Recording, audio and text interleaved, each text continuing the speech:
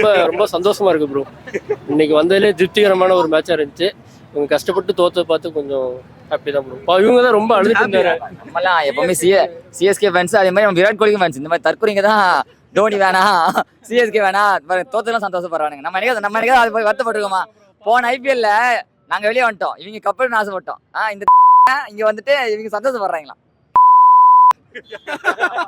அவங்க அப்படிதான் ப்ரோ தற்கொலை. தோனியை பார்த்தா போதும், இதா பண்ண பார்த்தா போதுமாங்க. ஆனா ஜெயிக்க பத்தி பேச மாட்டாங்க அவங்க. அப்படிதான் நம்ம ஜெயிக்கிறத பத்தி பேசி 17 வருஷம் ஜெயிச்சிட்டோம்ல ப்ரோ. நாங்க ஜெயிக்கலாம். நாங்க அப்படிதான் ப்ரோ. இவங்களுக்கு சிஎஸ்கே ஜெயிச்சா போதும், நமக்கு அவங்க கப்பலாம் வேணாமா? இப்ப சொல்லுங்க, சொல்லியா வாயா சொல்லியா எங்களுக்கு கப்பல் சொல்லியா? இல்ல சின்னசாமியில மேட்ச் இருக்குல்ல, அதான் அங்கே அவங்க தான் வின் பண்ணுவாங்க. அவங்களுக்கு சென்னை ஜெயிச்சா மட்டும் தான் அவங்களுக்கு கப் எடுத்த மாதிரி. அவங்களுக்கு கப்பு கையில எடுத்தா வேணாமா? கப்பை நீங்களே வச்சுக்கோங்க, எங்களுக்கு வந்து சென்னை ஜெயிச்சா மட்டும் போதுன்றாங்க.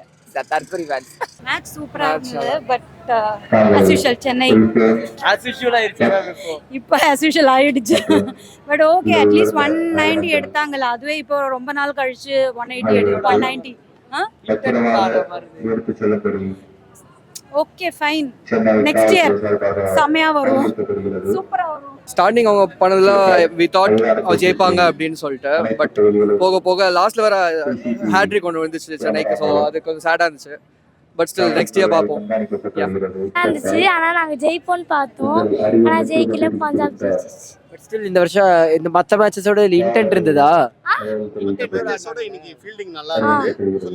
ஃபீல்டிங் நல்லா இருந்துச்சு, அதே மாதிரி அதிகமாக விக்கெட் எடுத்தாங்க. டஃபா இருந்தது, மேட்ச் டஃபா இருந்தது, பார்க்கறதுக்கு இன்ட்ரெஸ்டாகவும் இருந்தது. எல்லாரும் சொல்றாங்க 190 அடிச்சாங்க ஜெயிச்சிருவாங்கன்னு. சிஎஸ்கே 190 அடிச்சா பஞ்சாப் 190 அடிக்கணும், அவங்களுக்கு தெரிய மாட்டேங்குது, மக்களுக்கு புரியல இன்னும்.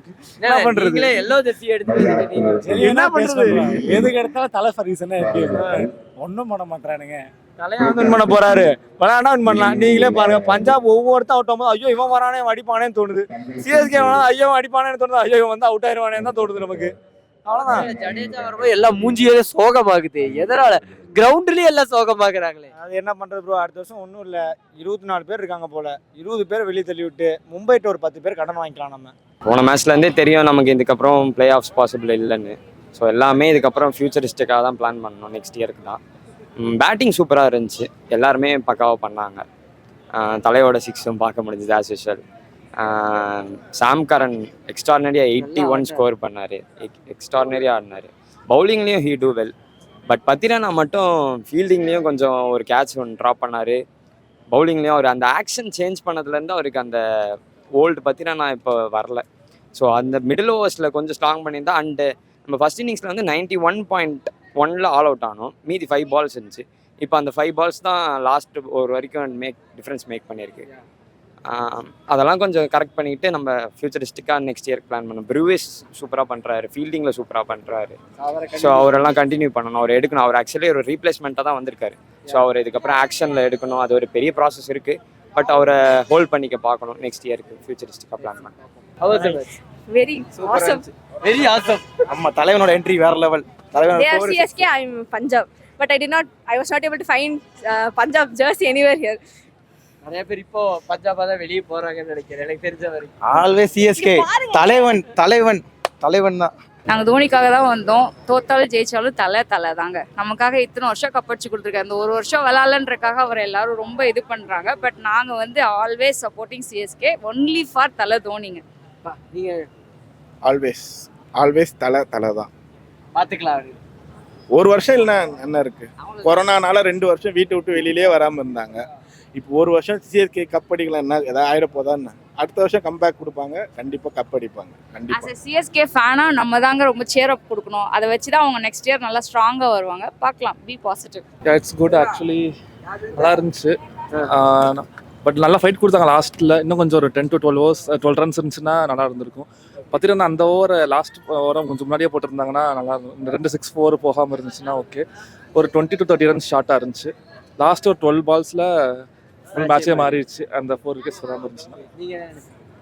நல்லா இருந்துச்சு match. Yes, how was the match? It was really good. So you guys supported for which team? CSK.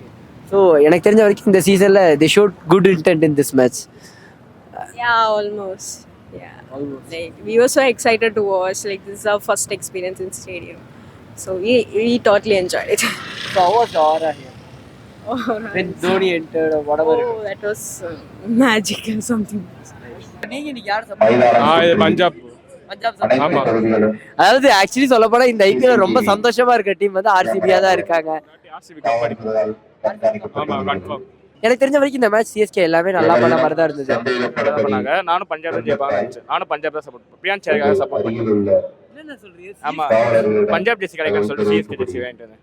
அதனால ஆமா பிரியான் சேரிக்காக தான் நான் வந்து இந்த மேட்ச் பார்க்க வந்தேன். அதுக்காக தான் வந்தீங்க. ஆமா ஆனா நீங்க ஹாப்பி தான். பட் ஆனா இன்னைக்கு சிஎஸ்கே எல்லா விதத்துலயும் நல்லா தான் பண்ணாங்க. ஆனா என்ன திடீர்னு பஞ்சாபுக்காக சப்போர்ட் இந்த வருஷம் மட்டுமா இல்ல நார்மலாவே? பிரியான் சேரி நல்லா நார்மலா எந்த டீம் சப்போர்ட் பண்ணுவீங்க? நார்மலா பஞ்சாப் சப்போர்ட் பண்ண சிஎஸ்கே ரெண்டு டீம் பிடிக்கும் எனக்கு.